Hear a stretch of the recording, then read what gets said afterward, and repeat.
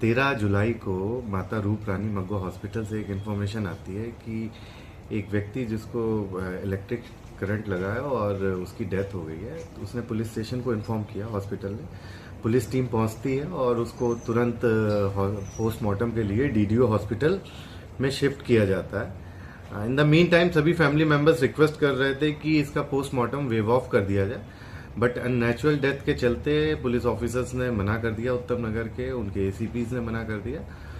फिर postmortem report अभी awaited थी। इस बीच में कुछ ऐसे फैक्ट सामने आते हैं जिसमें कुछ ऐसी चैट मिलती है जो डिसीज्ड है उसके भाई को, जिसमें काफ़ी संगीन आरोप वाली चीज़ें भी थी। इसके चलते पुलिस स्टेशन में इन्फॉर्म किया डिसीज्ड के भाई ने, करण के भाई ने, और मामले की गंभीरता को देखते हुए तुरंत उसमें एक रिटन कंप्लेंट लिखवाई गई और उसके बेसिस पे एक मर्डर और क्रिमिनल कॉन्स्पिरेसी का केस दर्ज किया गया।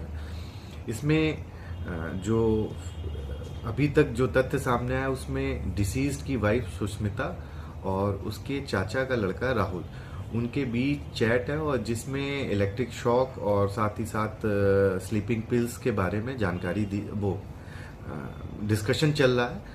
तो मामले की अभी इन्वेस्टिगेशन अभी इनिशियल स्टेज में है।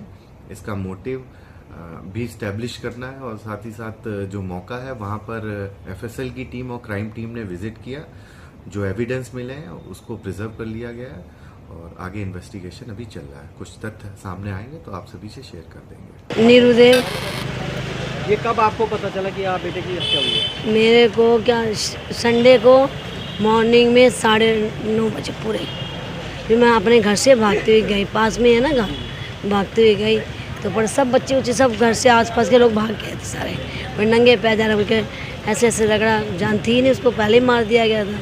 हमारा दिमाग नहीं चला, उसने पुलिस को फोन किया, जान बाकी हो मग्गो में एडमिट कराया, उसमें है ही नहीं था कुछ। उसके शरीर पे चोट के निशान भी थे? उसके शरीर पे थे।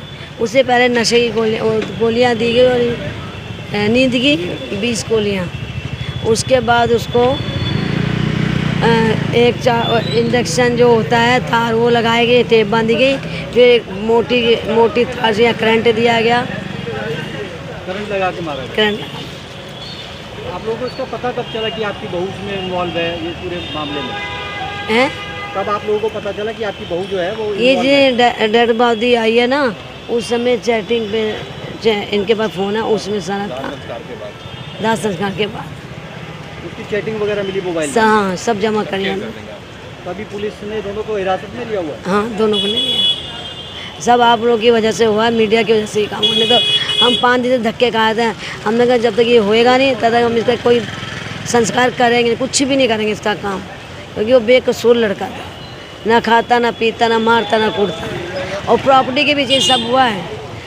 मेन राहुल देव के पापा भी साथ में हुआ।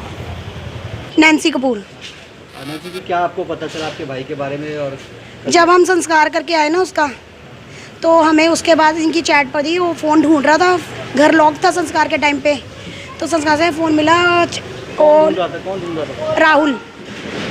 उसके फ़ोन में चैट। हाँ जी। हत्या का आरोप राहुल पे? हाँ जी, वो फ़ोन ढूंढ रहा था वो तो फ़ोन नीचे फ़ोन पड़ा था, उसकी उसमें में चैट ओपन थी, तो हमने रिकॉर्डिंग कर ली थी चैट की, फ़ोन हमने नहीं दिया था। तो फ़ोन ढूंढता ढूंढता घर चला गया। तो उसके बाद मैं गई थी उसी टाइम बिना बताए पुलिस स्टेशन उत्तम नगर पे, जिनका रामनिवास केस हैंडल कर रहा था। घर में किसी को नहीं पता था, गौरव और मैं गए थे। तो वहाँ रामनिवास ने ना फ़ोन कर दिया चाचे को कि उसकी सिस्टर आई है एविडेंस के साथ। ठीक है, नहीं, इंक्वायरी छोड़ दी। फिर एफआईआर दर्ज करने को बोल रहे हैं, वो भी नहीं कर रहे। वो कहते पोस्टमार्टम रिपोर्ट आएगी तब। वो अभी भी आज तक नहीं आई, 6 दिन हो गए हैं। तो एंड ये निकाला था मम्मा को, मैंने बोला डीसी अफसर में जाओ, और घर में किसी को नहीं बताया था डीसी अफसर जाओ। मम्मा को भेजा मैंने गौरव के साथ, ये जो ग्रीन वाला है इसको भेजा, तो उधर भी कोई इंक्वायरी में रामनिवास ने ना, रिसेंटली मेरे ब्रदर ने ना रामनिवास का फ़ोन किया इंक्वायरी के लिए। क्या इंक्वायरी बेटी? कहता आपने अपनी मदर को उधर भेजा? कहता मुझे तो पता भी नहीं। तो चाचा धमकियाँ रोज दे रहा है मारने की, ये करना। क्या कैसे की गई इसमें? स्लीपिंग पिल्स देगी, बाद में यहाँ किसने दिया था, कौन कौन शामिल है? उसकी वाइफ करण देव की और राहुल देव। राहुल और उसकी वाइफ का कोई संबंध भी चला था? हाँ जी, 2 साल का कहते रिलेशनशिप था, जो सुनने में आ रहा है मुझे। और इसी के चलते अपने पति की हत्या करवा दी? हाँ जी।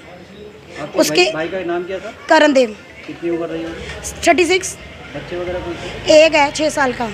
तो अभी दोनों को क्या पुलिस लेकर गई है अभी? हाँ जी, क्योंकि जब चाचा ने मुझे शाम को धमकी दी ना मारने की, और कल रात को भी पी के आया, पी के कहता तेरे ऊपर भी केस ठोकूंगा। मैं कहा चाचा देख लूँगी मैं। तो चाचा की तरफ से धमकियाँ मिल रही थी? हाँ जी, ये मुझे मिल रही थी कल से। आप उनकी सिस्टर है? हाँ, मैं उसकी सिस्टर हूँ। आप कहाँ रहते हैं? मैं अमृतसर में। ये कौन सा इलाका है ये? यहाँ पे जाते हुए मैं अमृतसर में, यहाँ पे ये ओम विहार। आशीष गई है। और मैं खुलासा कब हुआ और किस तरह से पता चला? खुलासा ऐसे हुआ कि हम दाह संस्कार करके आए जब, तो कुणाल जो करण देव का भाई है छोटा, उसके हाथ राहुल देव का फ़ोन लगा, जो उसके चाचा का लड़का है, उसका फ़ोन मिला और उसमें उसको फ़ोन में चैटिंग दिख गई। उसने इंस्टाग्राम खुला था, इंस्टाग्राम खोल के उसकी चैटिंग दिख गई। उस चैटिंग राहुल देव के फ़ोन में थी, जो उसकी भाभी के साथ, जो करण देव जो मरा है उसकी ही वाइफ की साथ थी। और पूरी प्लानिंग चल रही थी इस पूरे ब्रूटल मर्डर की।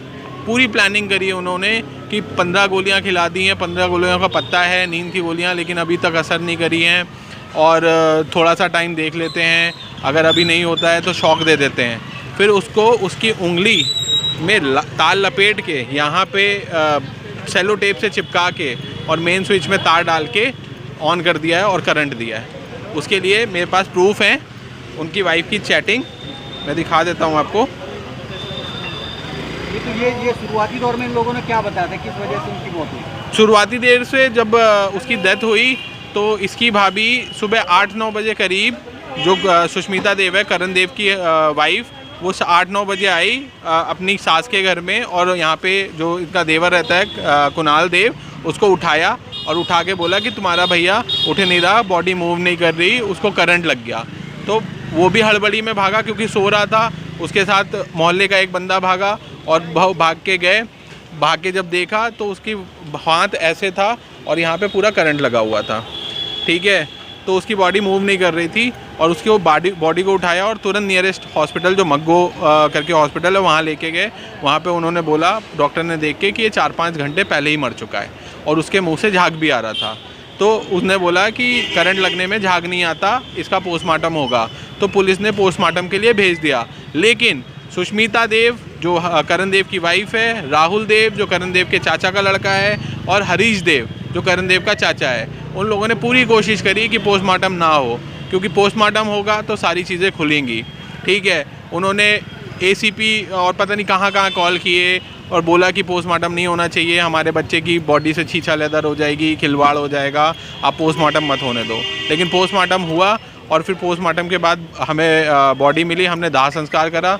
दाह संस्कार तक हमें कुछ नहीं पता था। दाह संस्कार की इवनिंग में जब हम शाम को नहाने के लिए गया कुणाल, उसके हाथ में राहुल का फ़ोन किसी तरह लग गया और उसने देखा, वहीं से उसने फ़ोन भी पुलिस को हैंड ओवर दे दिया कि ये पुलिस की मतलब ये चैट निकली है और ये पूरा ऐसे हुआ है। इन लोगों ने एक्सेप्ट भी किया कि इन्होंने? हाँ, मीडिया के सामने आपसे पहले ही और भी मीडिया के लोग आए थे, उन्होंने सपोर्ट दिया, पुलिस को भी बुलाया और मोहल्ले वाले भी सपोर्ट दे रहे थे, उन्होंने एक्सेप्ट करा है मीडिया के सामने भी कि उन्होंने मारा है।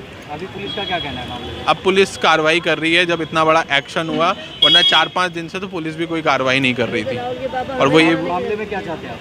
हम तो बस सच के साथ इंसाफ चाहते हैं। हम चाहते हैं कि करण के साथ जो हुआ है वो और किसी के साथ ना हो, ठीक है। इनका जवान बेटा चला गया, 37 साल उम्र थी, कोई ज़्यादा उम्र नहीं थी।